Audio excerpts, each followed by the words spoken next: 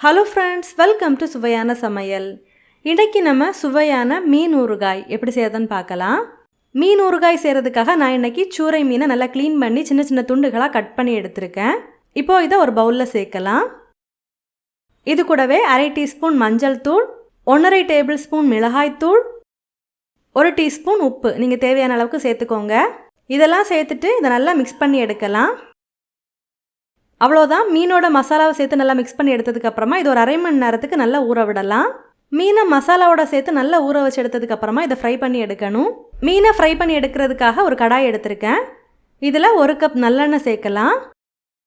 நம்ம ஊறுகாவை நல்லெண்ணெயில் பண்ணும்போது ரொம்பவே சுவையாக இருக்கும். எண்ணெய் சூடானதுக்கப்புறமா நம்ம ரெடி பண்ணி எடுத்துருக்கிற மீன் துண்டுகளை இந்த எண்ணெயில் போட்டு ஃப்ரை பண்ணி எடுக்கலாம். நல்லா சுத்தமான நல்லெண்ணெயில் ஃப்ரை பண்ணும்போது இந்த மாதிரி தான் பொங்கி வரும். நீங்கள் மீனை நல்லா திருப்பி விட்டு ஃப்ரை பண்ணி எடுத்துருங்க. இப்போ பார்த்தீங்கன்னா மீன் நல்லாவே ஃப்ரை ஆகி வந்தாச்சு. இதை இந்த எண்ணெயிலேருந்து வடிகட்டி இன்னொரு பாத்திரத்தில் எடுத்து வச்சிடலாம். இந்த மாதிரி இருக்கிற எல்லா மீன் துண்டுகளையுமே கொஞ்சம் கொஞ்சமாக இந்த எண்ணெயில் போட்டு ஃப்ரை பண்ணி எடுங்க. நான் இன்றைக்கி பார்த்தீங்கன்னா ஒரு 4 வாட்டியாக இந்த மீன்களை போட்டு ஃப்ரை பண்ணி எடுத்திருக்கேன். இப்போது நம்ம மீன் ஃப்ரை பண்ண எண்ணெயை நம்ம கொஞ்சமாக மட்டும் தனியாக எடுத்து வச்சிடலாம். நமக்கு இந்த எல்லா எண்ணெயுமே தேவைப்படாது, தேவைப்படும் போது சேர்த்துக்கலாம். பாருங்கள், நான் இந்த அளவுக்கு எண்ணெய் தனியாக எடுத்திருக்கேன். மீனை பொரிச்சு எடுத்ததுக்கப்புறமா நம்ம மீன் ஊறுகாய்க்கு தாளிச்சிடலாம். இதில் கொஞ்சமாக கடுகு சேர்த்துக்கோங்க. கடுகு வெடித்ததுக்கப்புறமா கொஞ்சமாக வெந்தயம் சேர்க்கலாம். அடுத்தது 1/2 கப் அளவுக்கு பூண்டு நல்ல தோலெல்லாம் எடுத்துகிட்டு நீல வாக்கில் கட் பண்ணி எடுத்திருக்கேன். இதில் சேர்க்கலாம். இந்த எண்ணெயிலேயே பூண்டை நல்லா வதக்கி விடலாம்.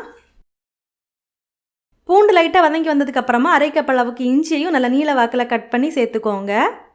கூடவே 2 பச்சை மிளகாவும் கட் பண்ணி சேர்க்கலாம். சேர்த்துட்டு இதை நல்லா வதக்கி விடுங்க. இஞ்சி பூண்டெல்லாம் நல்லா வதங்கும் போதே இதில் 2 கொத்து கருவேப்பிலையும் சேர்த்து வதக்குங்க. இதில் எண்ணெய் தேவைப்பட்டது அப்படின்னா நம்ம எடுத்து வச்சுருந்த எண்ணெயில் கொஞ்சமாக சேர்த்துக்கோங்க. இப்போ அடுத்ததாக இதில் கொஞ்சமாக பெருங்காயத்தூள் சேர்க்கலாம். சேர்த்துட்டு நல்லா கலந்து விடுங்க. இதில் 1.5 டேபிள் ஸ்பூன் மிளகாய் தூள் சேர்க்கலாம். கூடவே 1 டீஸ்பூன் காஷ்மீரி மிளகாய் தூளும் சேர்த்துருக்கேன். சேர்த்துட்டு இதை நல்லா கலந்து விடலாம்.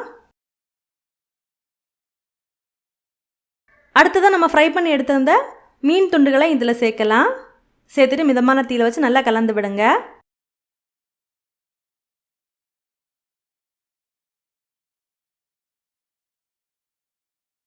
மீனை நல்லா கலந்து எடுத்ததுக்கப்புறமா நல்லா லோ ஃப்ளேமில் வச்சுட்டு ஒரு 1/4 கப் அளவுக்கு வினிகர் சேர்க்கலாம்.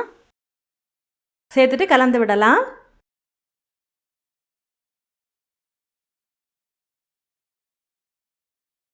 இதில் உப்பு பார்த்துட்டு உப்பு தேவைப்பட்டால் சேர்த்துக்கோங்க. சேர்த்துட்டு கலந்து விட்டுறலாம். அவ்வளோதான். இதை நல்லா கலந்து எடுத்தீங்கன்னா நம்மளோட சுவையான சூறை மீன் ஊறுகாய் ரெடி ஆகிடுச்சு. ஊறுகாய் நல்லா சுடாறினதுக்கப்புறமா சுத்தமான ஒரு கண்ணாடி பாட்டிலில் இதை சேர்த்து ஃப்ரிட்ஜில் ஸ்டோர் பண்ணலாம். இந்த ஊறுகாய் செஞ்சு வச்சுருந்தீங்க அப்படின்னா நமக்கு மீன் இல்லாத டைம் கூட இதை எடுத்து சாப்பிடலாம். ரொம்பவே சுவையாக இருக்கும். அவ்வளோதான், நம்மளோட சுவையான சூறை மீன் ஊறுகாய் சூப்பராக ரெடி ஆகிடுச்சு. நீங்களும் ட்ரை பண்ணி மறக்காமல் ஃபீட்பேக் ஷேர் பண்ணுங்கள். இந்த மாதிரி சுவையான ஒரு ரெசிபியோட நான் உங்களை சந்திக்கிறேன். அது வரைக்கும் சுவையாக சமைங்க, சுவையாக சாப்பிடுங்க. நன்றி.